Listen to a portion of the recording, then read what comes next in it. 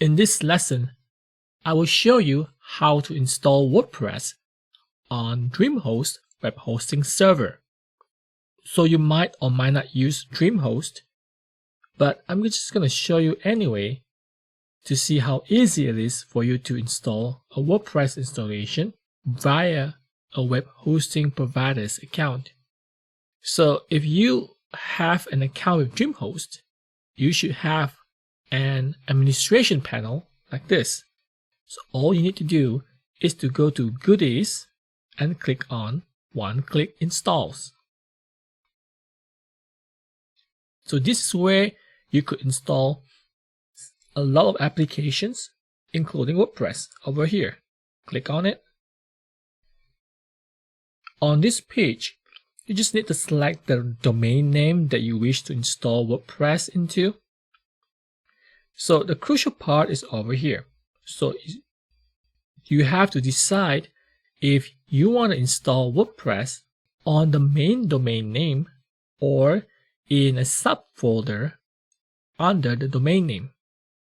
Say for instance, if you leave this blank and you select sportscoaching101.com, your WordPress website will look like this, without any folder at the end.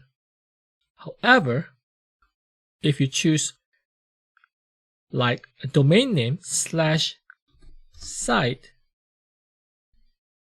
you will have your WordPress website that comes with a folder at the back like this. So it's really up to you how you want to install your WordPress website. But for now, I'm just going to choose a subfolder underneath this domain name, and I'm just going to call it demo. And for the database, I'll just let DreamHost to automatically create a database for me. Then I'll just click install it for me now. So our WordPress installation is underway. So it should be completed in the next 10 minutes.